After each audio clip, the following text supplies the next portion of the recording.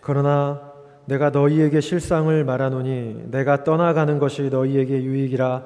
내가 떠나가지 아니하면 보혜사가 너희에게로 오시지 아니할 것이요 가면 내가 그를 너희에게로 보내리니 그가 와서 죄에 대하여 의에 대하여 심판에 대하여 세상을 책망하시리라. 죄에 대하여라 함은 그들이 나를 믿지 아니함이요 의에 대하여라 함은 내가 아버지께로 가니 너희가 다시 나를 보지 못함이요 심판에 대하여라 함은 이 세상 임금이 심판을 받았음이라. 내가 아직도 너희에게 이를 것이 많으나 지금은 너희가 감당하지 못하리라. 그러나 진리의 성령이 오시면 그가 너희를 모든 진리 가운데로 인도하시리니 그가 스스로 말하지 않고 오직 들은 것을 말하며 장래 일을 너희에게 알리시리라. 그가 내 영광을 나타내리니 내 것을 가지고 너희에게 알리시겠음이라. 무릇 아버지께 있는 것은 다 내 것이라. 그러므로 내가 말하기를 그가 내 것을 가지고 너희에게 알리시리라 하였노라. 지난 시간에 누가의 사도행전을 통하여 성령에 대해서 함께 나누었습니다. 누가는 성령이 이 땅에 오시는 것은 주 예수 그리스도께서 십자가의 죽으심과 같은 그러한 놀라운 역사이니 처음에 오신 오순절날 오신 성령에 대해서 자세히 기록하여 정말로 성령이 오셨네, 그리스도께서 이 땅에 오셨네와 같은 동급으로 여겨서 유일무이한 사건이다. 그리고 이 성령은 우리에게 오셔서 곧 예루살렘과 온 유대와 사마리아와 땅끝까지 이르러 주 예수 그리스도를 증거하는, 지적으로 증거하는 그분이 누구신지를 모든 언어로 이 땅에 방언이라는 말로 글로사 또는 렙토라는 말을 썼습니다만 모든 각기의 지방 언어로 복음이 전파되어짐을 상징적으로 오신 날, 그리고 120명 모두에게 오셔서 시대와 민족을 뛰어넘는 성령의 역사의 시작이 도래하였다라는 걸 선포하고 알려주고 싶었습니다. 그래서 성령이 처음 오셨던 사건에 대해서 집중하여 사도행전 2장에 대해서 기록하였고, 그 사건은 지속적으로 이 땅에서 이루어질 교회의 기초가 되는 겁니다. 그래서 교회는 인간의 모임이 아니라 성령에 의해서 세워지고 이끌어지고 곧 주님이 오시는 재림까지 전체를 이끌어 가시는 분이 사람이 아니라 교회 안에서 역사하시는 성령이시다라는 걸 행전 전체를 통해 사도를 사용하고 계시는 성령을 보여줌으로 우리에게 가르침을 주었습니다. 그래서 이 성령에 대한 우리 장로교에서는 성령론이라는 것을 가르치지 않습니다. 대신 성령론 대신 구원론이라, 곧 하나님의 말씀으로 이 땅에 오사 주 예수 그리스도께서 예언된 것들을 성취하셔서 주 예수께서 이루신 구원의 사역을 적용하심으로 구원케 하시는 모든 일들을 성령이 하시니 곧 이 성령은 성령론이 아니라 우리의 구원론이다 라고 하여 개혁주의 중에 특별히 우리 장로교는 성령론을 말하지 않고 구원론에서 이 성령을 다루고 있습니다. 그 의미를 여러분이 그런 의미를 갖고 있다는 것을 아셨으면 좋겠습니다. 오늘 우리가 읽은 이 요한복음은 과연 무슨 내용을 말하고 있을까? 요한은 곧 예수님이 이 땅에서 계시면서 성령에 대해서, 자기 이후에 오실 성령에 대해서 예수님이 직접 증거한 내용을 우리에게 가르쳐준 굉장히 중요한 바로 성령의 내용을 우리에게 제시하고 있습니다. 나중에 집에 가셔서 좀 보셨으면 좋겠는데 네 군데에 나와 있습니다.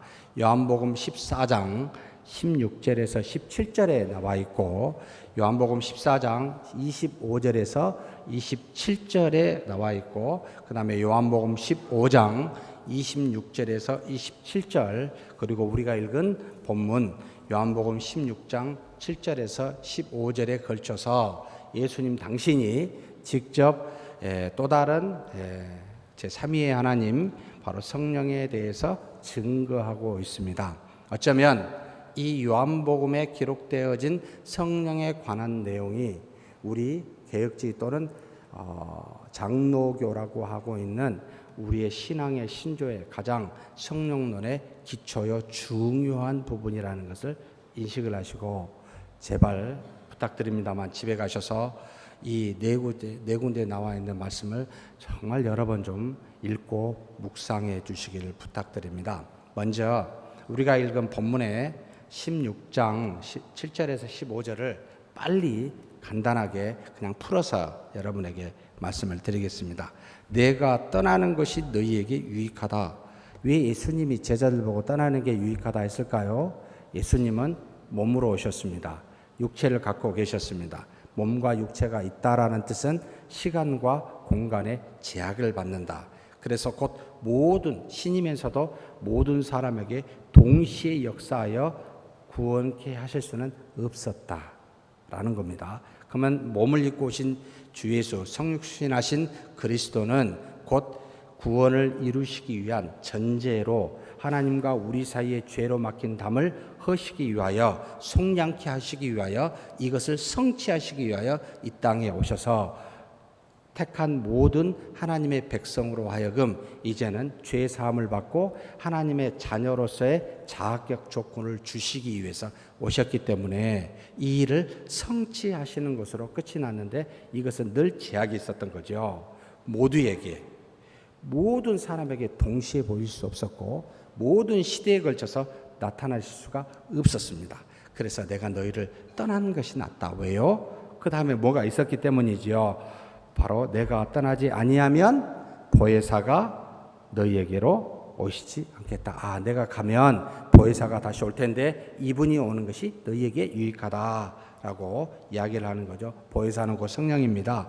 그래서 가면 내가 그를 너희에게 보내겠다. 그러면서 그가 와서 죄에 대하여, 의에 대하여, 심판에 대하여 세상을 책망할 것이다. 죄에 대하여라 하면 그들이 나를 믿지 않는 것에 대해서 내가 이 성령을 통하여 그들의 죄를 한마디로 물을 것이고, 의에 대하여라 하면 내가 아버지께로 가는 것인데 그 주 예수 그리스도를 믿는 사람은 이 세상에 죄를 따라 살아 죽는 것으로 끝나는 것이 아니라 다시 그리스도와 같이 부활하여 아버지께로 가는 것이니 주 예수 그리스도께서 이루신 이 모든 것을 성령의 오심으로 이와 같은 그리스도가 이루신 의를 이야기할 것이다. 그래서 죄에 대하여, 의에 대하여, 그 다음에 한 가지 더 있죠. 심판에 대하여. 하나님이 전국에는 믿는 자와 믿지 않는 자를 전부 다 심판하게 될 텐데 이 세상 임금이 심판을 받았음이라. 세상에서 이겼다, 승리했다, 성공했다 하는 모든 임금이라 하는 주권을 갖고 있는 사람들에게 웃긴 소리 하지 마라. 세상의 성공이 아니다. 반드시 심판이 있을 것이다 라는 이야기를 성령께서 오셔서 하실 것이다 라는 겁니다.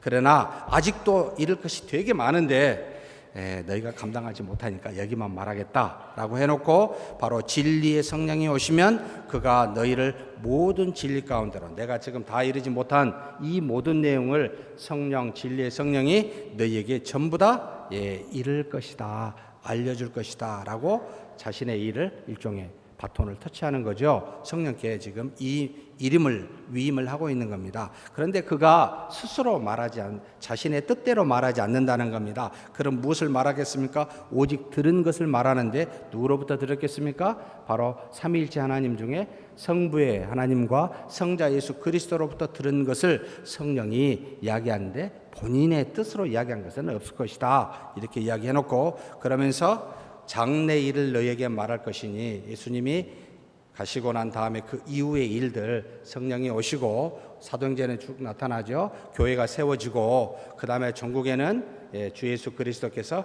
재림하실 것이다. 이 모든 일을 누가 이야기하리라? 바로 진리의 성령께서 우리에게 장래 이와 같은 일을 말할 것이다. 제발 우리의 앞으로의 나의 장래를 성령이 오시면 그래 유명한 뭐가 돼요? 연예인이 돼요? 또는 뭐가 돼요? 여러분 이런 걸 말한다는 건 아닙니다. 주 예수 그리스도께서 이루신 일들이 앞으로 어떻게 될 것인지에 대한 장래 일이라는 거죠. 그러면서 그가 내 영광, 그리스도의 영광을 정말 놀랍습니다. 성령의 영광이 아니라 그리스도의 영광을 나타내고 그 다음에 내 것을 가지고 너희에게 알리겠습니다. 주 예수 그리스도께 속한 모든 것을 전부 다 알려줄 것이다. 이게 우리가 읽은 본문의 내용입니다. 이해가 다 되셨지요? 이것이 예수님께서 주 예수 그리스도에 대한 증거입니다. 죄송합니다. 성령에 대한 증거입니다. 자신 이후에 올 성령이 어떤 분이신지에 대해서 증거해 주고 있는 바로 말씀입니다. 사랑하는 성도 여러분, 이 위에 기초해야 됩니다. 그런데 너무나 놀랍게도 카리스마 운동을 통해서 영향을 받은 오순절의 영향, 오순절 운동이라고 말하는데 이 은사에 관련된 내용으로 성령을 인식하고 계신 분이 좋습니다. 오순절은 그렇다 치더라도 장로교인 장로교인 중에 통계적으로 70에서 90% 교인들이 영향을 받고 있다는 겁니다. 여기 앉아 계신 분 중에 적어도 70에서 90%는 그 카리스마 운동의 영향을 받아 성령에 대한 이해를 요한 곧 주 예수 그리스도께서 가르쳐 주신 대로가 아니라 편식을 하여 고린도전서 12장과 14장에 나온 말씀으로 인식을 하고 있다는 겁니다. 이게 안타깝습니다. 그래서 여러분, 제가 이걸 의도적으로 이 말씀을 꼭 해야 되겠다. 반드시 요한에 기초되어진 성령이 곧 예수님이 증거한 성령이 누군지를 인식하셔야 됩니다. 그런데 이 성령은 몇 가지 관계를 갖고 있습니다. 삼위일체 하나님에 대해서 삼위일체가 무엇이지요? 성경에는 삼위일체란 말은 없습니다. 그러나 아버지와 아들과 성령의 이름으로 세례를 주라 그래서 세 분이 계시는구나. 그런데 세 분은 하나님이라 한 분이라도 불립니다. 그래서 한 분이시요 세 분이십니다. 세 분이시요 한 분이십니다. 혹시 이해가 되시나요? 이해가 안 되는, 우리 머리로 이해가 되면 이건 신이에요. 이 땅에는 삼위일체라는 게 없어요. 그래서 삼위일체는 이해가 되는 거 아니라 믿어요. 그냥 믿음으로 수납합니다. 이성이 거기까지 도달이 안 됩니다. 세 분이신데 한 분이시다. 한 분이신데 세 분이신다. 이것을 어떻게 이해를 많이 하냐면 3세기 200년도 초기의 중반에 사벨리우스라는 사람이 이렇게 설명을 했어요. 양태론적 1위라는 표현을 썼는데 하나님은 원래 한 분이에요. 그런데 세 분처럼 나타나는 거예요. 때로는 아버지로 나타나고 때로는 아들로 나타나고 때로는 능력으로 나타나고, 마치 집에 가면 아버지라 부르고 교회로 가면 집사나 장로로 불리고 회사에 가면 과장으로 불리고 이렇게 설명하는 이단이 과거에 있는데 지금도 이렇게 가르치는 분들 계시대요. 참 용감하신 분들이에요. 여러분, 그게 아닙니다. 세 분이 실제 계십니다. 삼위로 계십니다. 독립된 분이십니다. 그렇게 했더니 삼신론이 돼버립니다. 세 분이면 한 분이 아니네? 아니, 한 분이에요. 이해가 안 돼요. 왔다 갔다 하다가 끝나요, 그냥. 이걸 도저히 이해가 안 돼서 그냥 믿어야 됩니다. 그래서 삼위일체에 대해서 설명해 주십시오. 설명 불가입니다. 그냥 믿으십시오. 나중에 천국 가셔서 이게 뭡니까? 조금 지혜가 트일 때 거기 가셔서 물어보십시오. 지금은 누구도 모릅니다. 그런 존재가 없습니다. 사실 이런 내용들이 성경에 질비합니다. 여러분, 영혼에 대해서 아신가요? 영원한, 혹시 가보신 적 있으세요? 이 땅에 영원한 게 없는데 어떻게 우리가 영혼을 말하죠? 한 번도 영원한 걸 봐본 적이 없으면서 영혼을 이야기합니다. 우리는 모르는 이야기에 대해서 대단히 많이 안처럼 이야기합니다. 제가 조금 더 부끄럽게 할까요? 여러분, 하나님의 보좌, 우편에 예수님이 계시죠? 하나님이 보좌니까 엉덩이가 있으시네. 우편이니까 오른팔이 있으시겠네. 그럼 좌편도 있겠네. 발등상하니까 발도 있고. 또 등 뒤, 그러니까 등도 계시고, 하나님은 우리 사람처럼 뭔가 생기셨네요. 그렇습니까? 이걸 어떻게 설명해야 될지. 하나님이 이렇게 생각. 어른이 어린 아이에게 뭔가를 설명하고 싶은데 어떻게 해야 됩니까? 어른식으로 설명을 하면 이해가 안 되니까 어린 아이식으로 설명을 하지요. 그래서 진지 먹었니? 이런 말 안 쓰지요. 밥 먹었니도 안 쓰지요. 뭐라고 하지요? 예? 맘마 먹었니? 이렇게 쓰지요. 그러니까 맘마처럼 이해를 해요, 아이는. 하나님이 우리 수준의 높이에 맞춰서 당신을 설명하시는데 제한적으로 설명을 하십니다. 감당이 안 됩니다, 우리가. 그래서 하나님이 주신 이성의 범주 안에 즐겁게 머무르셔야 돼요. 벗어나서 안다고 하시면 참 깝깝합니다.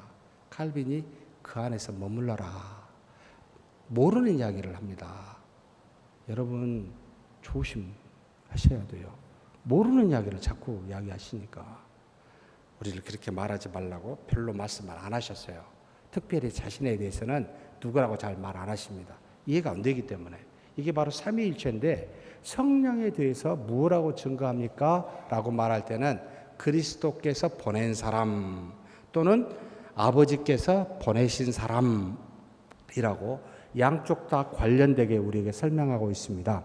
성경에 우리에게 보여주신 성령은 곧 아버지에게서도 나왔고 예수님께서도 보내신 사람에서 두 분과 관련된 분으로 나타나 그리스도의 영이라 하나님의 영이라는 두 가지 용어를 다 쓰고 있습니다. 그런데 성자 예수 그리스도에 대해서는 성령과 결부되어서 한 번도 설명을 안 하십니다. 그저 독생자라고 해서 그분에 대한 정체성을 아버지로부터 난 바로 독생자라는 것으로만 주 예수 그리스도를 우리에게 묘사하고 있습니다. 실제로 예수님이 아버지에게서 태어나셨을까요? 우리 인간식으로 태어남이 아니에요. 아버지와 아들과의 관계성을 설명하고 있어요. 그런데 그 태어남은 우리 인간과 같은 태어남은 아닙니다. 뭔가 다른 비같은 선이에요. 뭔가 그로부터 나셨어요. 그러면 먼저 아버지가 계시고 그럼 어머니도 계시겠네. 그래서 하나님의 어머니라고 말하는 이단들이 있습니다. 정말 깝깝합니다. 예. 우리식으로 해석을 하지 마시고 그렇게 관계성을 묘사해서 그런가 보다 그러고 믿으십시오. 정말 모릅니다. 어떻게 나셨는지. 삼위일체 하나님이 독립해 계시면서 한 분이신데 성자는 아버지와 결부되어 있고 성령은 성자와 아버지, 성부와 결부되어 있습니다. 아버지는 아무와 결부시키지 않고 야훼라고 쓰십니다. 스스로 계신 자라고만 우리에게 묘사해서 나타납니다. 성경이 가르쳐준 방식이기 때문에 그렇게 믿으셨으면 좋겠습니다. 그래서 성령은 주 예수 그리스도께서 말씀하시길 아버지께 구해서 내가 그 이름으로 보내 내가 아버지께로부터 보내겠다 내가 그를 너희에게 보내겠다 해서 성자와 성령의 관계를 자기가 하나님의 나라에 그거 어딘지 모르겠습니다만 아버지께 가서 보낼 분이다 라고 증명되어 있고 성부와 성령의 관계에서는 성부가 너희에게 주셨다 내가 아버지께 구하겠으니 그가 또 다른 보혜사를 너희에게 보내시겠다 아버지께서 또 보내신다고 이야기합니다. 또 보혜사 곧 아버지께서 내 이름으로 보내실 성령이라고 해서 아버지가 보내셨구나 또 아버지께로부터 나왔다고도 이야기합니다. 내가 아버지께로부터 너희에게 보낼 보혜사 곧 아버지께로부터 나오는 이라는 표현을 써서 아버지께로부터 나오거나 보내심을 받은 그래서 두 분의 관계성을 굉장히 다 이야기하고 있습니다. 이와 같은 교리를 바로 AD 451년 칼케톤이라는 곳에서 모든 교회의 공회가 모여 갑바도기아 세 교배의 역할이 컸습니다. 거기에는 바시레라고 그 다음에 나지안주스 그레고리, 니사의 그레고리라는 사람이 이와 같은 삼위일체 교리와 주 예수 그리스도가 사람인 것과 하나님이라는 것을 확정했었던 교리 아래 포함되어 있습니다. 가셔서 칼케톤 신조라는 것을 여러분 찾아보셔서 반드시 읽으십시오. 언젠가는 한번 제가 다루려고 합니다만, 어찌되었든 성령은 성자와의 관계성도 성부와의 관계성을 동시에 말하고 있는 것이 곧 예수님의 증거였습니다 라는 거 여러분이 아셨으면 좋겠는데요. 그 다음에 성령의 명칭에 대해서 한 4가지 정도 성경에서 기록하고 있습니다. 지금 예수님이 말한 명칭은, 요한의 입을 통해 나오는 명칭은 2가지, 요한에게만 나오는 겁니다. 보혜사라고 말하는 파라클레토스라는 말을 썼습니다. 뜻이 무엇입니까? 파라는 것은 사이 또는 함께고, 클레토스는 조언, 도움 뭐 이런 겁니다만, 뭔가 사이에서 돕는 사람이란 뜻이에요. 우리말로 표현하면 중보자, 중간자, 또 다르게 표현하면 도와주는 자, 위로자, 이런 것이 다 파라클레토스라는 보혜사라고 썼는데, 이것은 요한복음에만 딱 4번 예수님의 말을 통하여 증거해주고 있습니다. 성령의 명칭이십니다. 다시 말하면 예수님이 생각하시기를 자기가 이제는 이 세상을 떠나요, 제자를 떠납니다. 하나님 아버지께 갑니다. 보호자 우편에 계십니다. 보호자 우편이 어딘지는 모르겠습니다. 이 땅인지 이 세상 피조 세계인지 피조 세계 밖에 영혼이라는 세계인지 알 수는 없습니다. 다만 하나님이 계시는 그곳에 가시는데, 모든 사역이 끝나는 것이 아니라 이제 후로는 몇 날이 못 되어 너희가 보혜사를 받을 텐데, 아버지께로부터 내가 보낼 보혜사 이분이 이제는 다시 이 땅에 오셔서 하나님과 이 세상, 하나님의 택한 백성 사이에 무언가 중보자로, 중개자로 자신이 구원 사역을, 성량의 사역을 했듯이 이와 같은 사역을 대신해서 할 것이다라는 걸 염두에 두시고 지금 증거하고 계십니다. 다시 말하면 자신의 대리자예요. 예수님의 대리자가 곧 성령이십니다. 똑같은 일을 이 땅에서 이제는 시간과 공간을 초월해서 모든 택한 자에게 구원을 이루어 가실 중간에 인터세서라는 중보자, 중간자의 역할을 할 것이다라 해서 보혜사라는 표현을 우리에게 썼습니다. 사랑하는 성도 여러분, 지금은 그래서 누구의 시대? 보혜사의 시대입니다. 성령의 시대다라고 이야기를 하고 있습니다. 이게 첫 번째요. 2번째는 진리의 영, 진리의 성령이라는 말을 이 요한만이 또 쓰고 있습니다.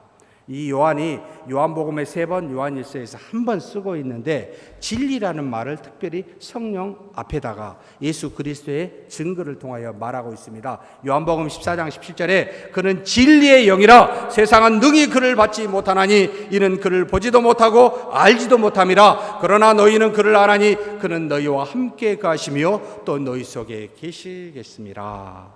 바로 진리의 영, 우리에게 뭘 드러내요? 진리를 드러내시는 영, 우리 안에 계시면서 함께 가시면서 우리가 그를 알 수 있도록, 성령에 대해서, 주 예수 그리스도에 대해서, 아버지에 대해서 알 수 있도록 우리에게 무언가 진리, 곧 하나님의 말씀, 하나님의 뜻을 알레사이아라고 하는 진리라는 말을 쓰는데, 이것을 알려주는 진리와 밀접한 영이십니다. 성령이십니다 라는 걸 보여주고 있습니다. 요한복음 15장 26절에도 증거하고 있습니다. 내가 아버지께로부터 너희에게 보낼 보혜사 곧 아버지께로부터 나오시는 진리의 성령이 오실 때에 그가 나를 증언할 것이요 주 예수 그리스도를 증언하게 된다.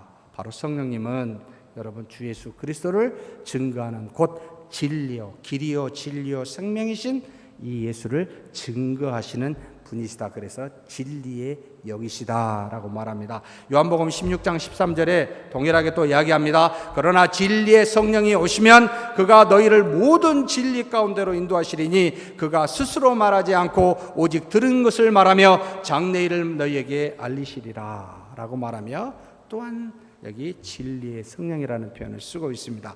요한일서 4장 6절도 마찬가지입니다. 우리는 하나님께 속하였으니 하나님을 아는 자는 우리 말을 듣고 하나님께 속하지 아니한 자는 우리 말을 듣지 아니하나니 진리의 영과 미혹의 영을 이로써 아느니라. 하나님의 말을 듣는 사람은 진리의 영이 있기 때문이라는 겁니다. 바로 진리와 관련된 진리의 영으로 말하고 있는 것이 요한에 의해서 증거되고 있습니다. 그 외에 2가지 영으로도 불립니다. 좀 전에 말했지만 그리스도의 영으로, 이것은 바울과 베드로의, 또 하나님의 영으로 이것도 바로 이제 바울에 의해서 또 요한에 의해서 증거됩니다. 그리스도의 영이란 무슨 뜻입니까? 로마서 8장 9절에 만일 너희 속에 하나님의 영이 거하시면 너희가 육신에 있지 아니하고 영에 있나니 누구든지 그리스도의 영이 없으면 그리스도의 사람이 아니니라. 성령이 그리스도의 영으로서 우리 안에 계셨을 때 그리스도를 믿고 알고 고백하여 그리스도의 사람이 되었다라는 것으로 그리스도의 영이라고 말합니다. 베드로전서 1장 12에서 11절입니다.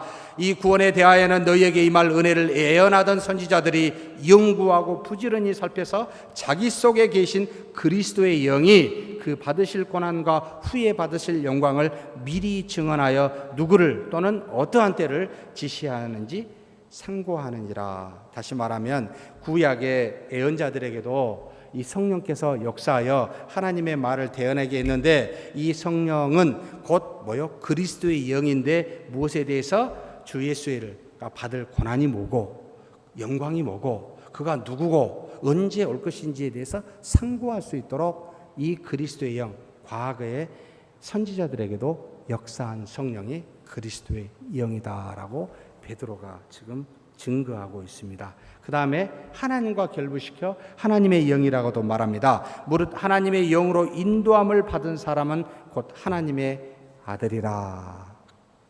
성령은 그리스도의 영이기도 하지만 하나님의 영이다라고 말합니다. 그리고 고린도전서 2장 11절에 사람의 일을 사람의 속에 있는 영 외에 누가 알리요? 이와 같이 하나님의 일도 하나님의 영 외에는 아무도 알지 못하느니라. 우리가 하나님의 일을 하십니까? 그러면 내 안에 계신 성령 곧 하나님의 영이 무엇이 하나님의 일인지 내 자신의 일인지 분별시켜 의와 죄에 대해서 확실하게 알게 하십니다 라는 그런 뜻으로 말하고 있습니다. 고린도후서 3장 3절에도 이렇게 말합니다. 너희는 우리로 말미암아 나타난 그리스도의 편지니 이는 먹으로 쓴 것이 아니요 오직 살아계신 하나님의 영으로 쓴 것이며 또 돌판에 쓴 것이 아니요 오직 육의 마음판에 쓴 것이니라. 우리 안에 하나님의 영이 계시는데 이 하나님의 영이 뭐요? 돌판에 썼었던 모세의 율법으로 준 것이 아니라 내 마음에 계시사 그 마음판에 하나님의 말씀을 새기고 계신 분이 있습니다. 곧 하나님의 말씀을 우리에게 새겨 알려주고 계신 분이 내 안에 계신 성령 곧 하나님의 영이십니다 라고 증거하고 있습니다. 베드로전서 4장 14절에도 이야기합니다. 너희가 그리스도의 이름으로 치욕을 당하면 복이 있는 자로다. 영광의 영 곧 하나님의 영이 너희 위에 계심이라. 여러분 고난받고 계십니까? 복 받는 사람입니다. 왜요? 하나님의 영이 그 위에 계시기 때문에 아무나 고난받는 건 아니에요.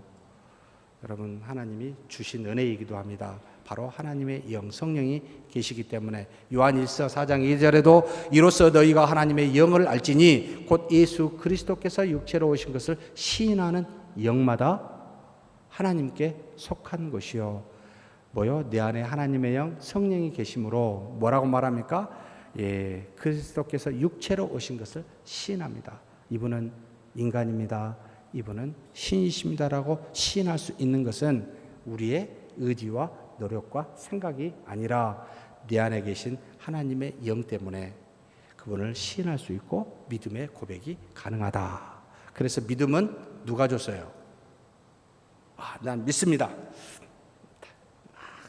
그거를 열심히 쳐다보면서 100번을 외치면 믿어집니까?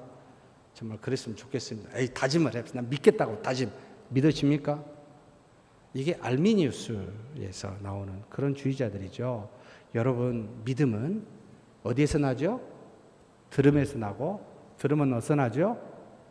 하나님의 말씀이죠. 그러면 하나님의 말씀이 들려질 때 내 안에 계신 성령이 역사하십니다. 이걸 하나님의 능력이라. 그래서 내적 증거로 성령이 역사하고 외적 증거로 성경이 역사합니다. 하나님의 말씀이 증거되어지면 반드시 성령이 함께하고 성령이 함께하여 능력을 나타내면 반드시 하나님의 말씀이 들려지게 되어 있습니다. 그래서 성령과 하나님의 말씀은 동전의 양면이기 때문에 하나님의 말씀 그러면 반드시 떠올려야 될 분은 성령이시요. 성령하면 제발 은사 같은 거 떠올리지 마시고 하나님의 말씀을 떠올리라 이겁니다. 이것이 진리의 영, 하나님의 영, 그리스도의 영, 보혜사라고 말하는 지금 요한이 이것을, 예수님이 이것을 굉장히 강조하여 증거하고 싶었던 겁니다. 그래서 그렇다면 우리에게 주시는 예수 그리스도에 대한 특징이 뭡니까? 한 4가지가 있습니다. 주요 사역인데 주요 사역이 요한이 말하는 예수님의 주요 사역의 특징은 첫 번째로 영원토록 우리와 함께 있겠다라고 요한복음 14장 16절에 말합니다. 아이스톤 아이온, 세상 끝날까지 또는 시간이 다할 때까지 또는 영원토록 다 같이 표현되어 있습니다만 이게 진짜 정확하게 무슨 의미인지 모릅니다. 왜냐하면 세간이 끝날 때까지가 주 예수 그리스도의 재림 때까지인지 하나님의 나라가 완성이 되어 그 나라까지 그때도 시간과 공간이 존재할까? 모르겠어요. 저는 다만 그냥 말씀대로 떠나지 않고 우리와 함께 하시는 분, 영원까지 너희와 함께 있겠다고 말한 게 첫 번째 특징입니다. 구약에서는 성령이 이 땅에 오셔서 당신의 택한 기름 부음 받은 선지자들에게 간헐적으로 역사했지만 신약에서 곧 오순절날 이 땅에 오신 성령님은 한 번 오시사 우리 안에 내주하시면 결코 떠나지 아니하시고 영원토록 함께 하시겠다라고 말하는 게 바로 첫 번째 특징이라는 겁니다. 죄를 진다고 잠깐 떠나고 귀신이 오면 어우 무서워 떠나가지고 귀신 들렸다고 신자들에게 이렇게 말하는 분 도대체 누구입니까? 어찌하여 말씀을 보시지 않습니까? 어찌하여 신자에게 안에 계신 성령이 세상의 악한 영들로 인하여 들어왔다 나갔다 하실 수 있는 분이겠습니까? 그래서 귀신아 나가라 이런 말을 신자들에게 하는 분들도 계셔요. 사랑하는 성도 여러분, 영원토록 떠나시지 않습니다. 정말 죄송합니다만 이런 표현, 무슨 짓 다 해도 안 떠나십니다. 이게 우리 안에 내주하시는 성령의 놀라운 은혜입니다. 그래서 하나님을 언제 어디서든지 아바 아버지라 부를 수 있는 권한과 능력을 허락해 주셨습니다. 잠깐 교회 떠나신 분 계신가요? 네, 성령은 안 떠나셔요. 그러니 믿었다 믿지 않았다 말하지 마십시오. 우리가 몰라요. 좀 큰 죄도 지었습니까? 성령이 떠났어요? 아니요. 만약 그 안에 성령이 계시다면 떠나시지 않습니다. 근데 처음부터 안 계신지는 몰라요. 그래서 그냥 아무 말 안 합니다. 이분이 처음에 계셨는지 모르기 때문에. 그러나 오셨다면 절대로 떠나시지 않습니다. 그가 구원받은 자라면 어떤 것으로부터 그 사랑에서 끊을 수가 없습니다. 이것이 우리에게 말한 성령이 영원토록 함께 하시겠다라고 하는 그 은혜입니다. 두 번째로 무엇을 말합니까? 이분이 자신을 증거한 적이 한 번도 없습니다. 아버지 하나님은 야훼 스스로 계신 자라, 예수 그리스도는 인자라, 자기를 표현하여 하나님의 나라라 이런 표현을 했지만 성령은 나는 성령이라 라고 말한 적이 단 한 번도 없습니다. 자신의 누구다 무엇이다 라고 말한 적이 한 번도 없는 삼위일체 하나님 중에 이 성령의 하나님은 그런 말씀을 안 하시고 대신 다른 걸 말합니다. 바로 요한복음 15장 27절에 그가 나를 증언하리라, 주 예수 그리스도만을 증거하는 분이 바로 이 성령이시라는 겁니다. 자신이 이 땅에 와서 성령이 왔노라 라고 말하는 것이 아니라 예수 그리스도를 믿으라 라고 말하며 주 예수가 우리의 구원자다 라고 말하는 분이 이 성령의 하나님이시라는 겁니다. 요한복음 14장 26절에도 마찬가지입니다. 그가 너희에게 모든 것을 가르치고 내가 너희에게 말한 모든 것을 생각나게 하리라. 예수님께서 우리에게 말하고 이루치고 가르치는 모든 내용을 성령께서 우리에게 생각나게 하고 가르치고 계시더라. 이 일을 바로 하시는 분이 성령이십니다. 그래서 예수 그리스도를 증거하시는 분이 내 안에서 떠나지 않고 계시는 영원히 계시는 성령의 하나님이시다. 이게 두 번째 특징입니다. 세 번째 특징은 우리 안에 요한복음 14장 27절입니다. 평안을 너희에게 끼치노니 곧 나의 평안을 너희에게 주노라. 내가 너희에게 주는 것은 세상이 주는 것과 같이 아니하니라. 너희는 마음에 근심하지도 말고 두려워하지도 말라. 내 마음속에 계신 성령님은 세상에 어떤 환경이 처한다 할지라도 고난과 역경과 무슨 일이 있다 할지라도 내 마음속에 바로 갈라디아서 5장에 말하는 성령의 9가지 열매 하나로 축약하면 평안이라는 겁니다. 평안을 주어 나로 하여금 흔들리지 않게 한다. 무슨 상황이 오더라도 안정된 상태, 기쁨과 희락이 충만한 상태로 나를 붙들고 계신다. 이게 세 번째 우리에게 주시는 은혜입니다. 성령의 특징이라는 겁니다. 그러니 하나님의 뜻이 무엇인지를 분별하기 어려우십니까? 내 마음이 평안한지 보십시오. 왜요? 반드시 하나님의 뜻이 아니면 성령이 내 안에서 불편해 하셔요. 그래서 평안이 안 생겨요. 이 일을 하고 싶은데 뭔가 평안이 없어요. 그럼 아니에요. 하지 마십시오, 그러면. 근데 이 일을 하면 되게 손해예요. 육체적으로, 인간적으로 손해볼 것 같아요. 피곤할 것 같아요. 힘들 것 같아요. 근데 하려고 하면 되게 편안해요. 하십시오. 우리 안에 계신 성령께서 나로 하여금 뜻이 무엇인지를 분별케 하십니다.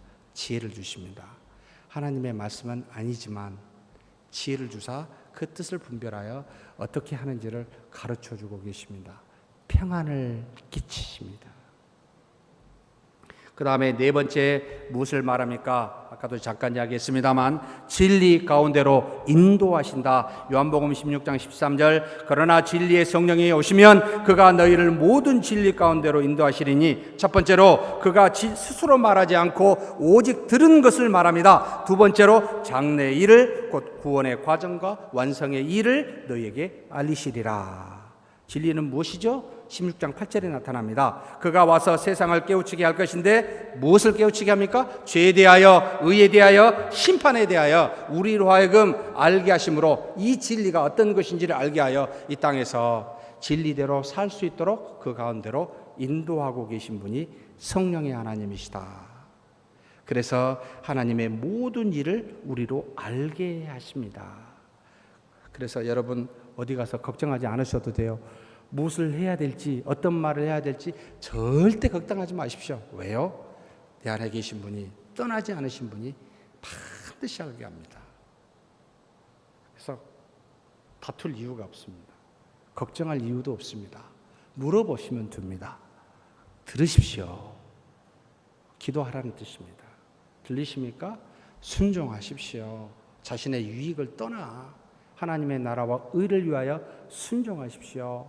일반적으로 주 예수 그리스도가 가신 길을 보면 다 하나님의 뜻입니다.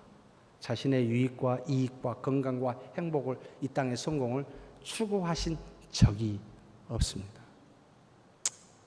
그래서 그 길은 넓은 길이 아니라 좁은 길이라, 좁은 문이라 말하고 있습니다.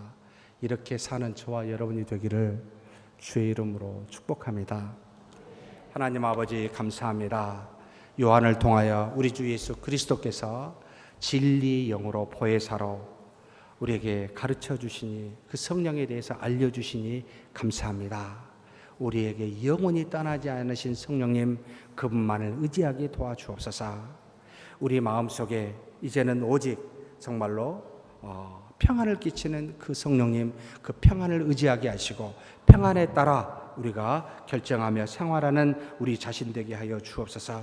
성령께서는 우리 안에 역사하사 우리로 하여금 주 예수 그리스도를 증거케 하여 싸우니 우리가 날마다 주 예수 그리스도의 모든 것을 증거하는 자 되게 하여 주옵소서.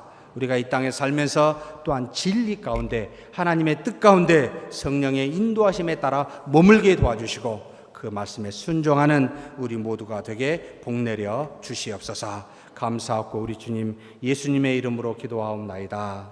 아멘.